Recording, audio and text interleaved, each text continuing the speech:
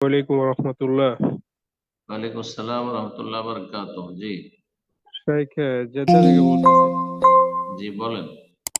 শেখ এখানে অনেক সময় দেখা যায় যে আপনার ফ্লোরের ভিতরে দেখা গেছে যে তেলাপোকা, তারপর ইঁদুর, এসব জাতীয় কীট পতঙ্গ গুলা মল ত্যাগ করে আর কি, মল ত্যাগ করে থাকে আর কি।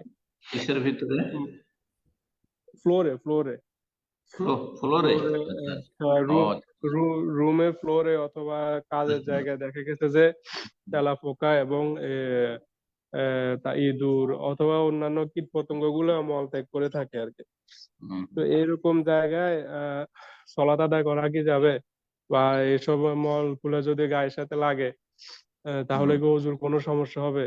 তার সাথে মানে আবার বিড়ালের একটা বিষয়, যেমন বিড়ালেও অনেক সময় দেখা যায় আমাদের এখানে তো বৃষ্টি হলে বিড়ালের উপরে যে ইয়াগুলা করে থাকে, ময়লা করে থাকে, তো এগুলো অনেক সময় বৃষ্টি হলে বৃষ্টির পানিগুলা ওই ময়লার সাথে লাগে, গায়ে আসে পড়ে, অথবা হুম। এগুলো আবার পরিষ্কার করা লাগে আর কি। তো এগুলা যদি জামা কাপড়ের সাথে লেগে থাকে তাহলে কি ওজুর কোনো সমস্যা হবে বা সলাতে কোনো সমস্যা হবে? যেসব কীট পতঙ্গে রক্ত নাই, সমস্ত কীট পতঙ্গ যেগুলো পোকা মাকড় এগুলো তো রক্ত নেয়, সুতরাং এগুলো মরে গেলেও নাপাক নয়। কোনো কিছুতে মরে পড়ে আছে, অথবা ফ্লোরে মরে পড়ে আছে, অথবা এগুলির পায়খানা, এগুলো নাপাক নয়। হ্যাঁ, এতে কোনো যায় আসে না, কোনো যায় আসে না। বাকি থাকলো বিড়াল। বিড়ালের কথা শুনেন, অনেকে মনে করে বিড়াল পোষা সুন্নাত। বিড়াল পোষা সুন্নাত নয়, জায়েজ।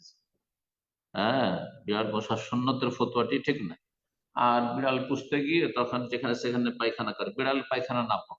বিড়াল পায়খানা পেশাব নাপাক। জি।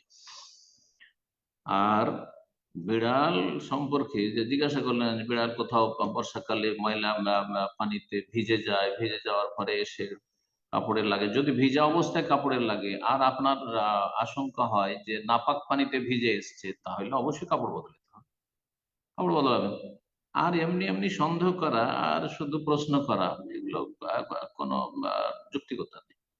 বিড়াল হতে পারে যে কোনো কিছু ময়লা জায়গায় ভিজে এসছে, হতে পারে, তো কোনো কিছু হয় না। আপনি কি নিশ্চিত যে ময়লা পানিতে যেখানে নাপাকি পড়ে আছে, সেই ময়লা পানি মানে এই নয় যে পানি মাটি বা ধুলোর কারণে ময়লা আছে, কাদার কারণে ময়লা আছে, এটা ময়লা নয়, এই পানি নাপাক নয়।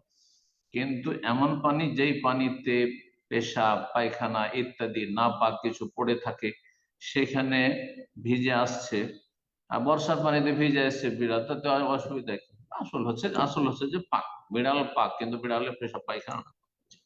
তো যদি দেখা যায় যে আপনার বিছানায় আপনার ফলে বিড়াল পায়খানা করে দিচ্ছে, পেশাব করে দিচ্ছে, তাহলে সে জায়গাগুলি না পাক। জাযাকুমুল্লাহ।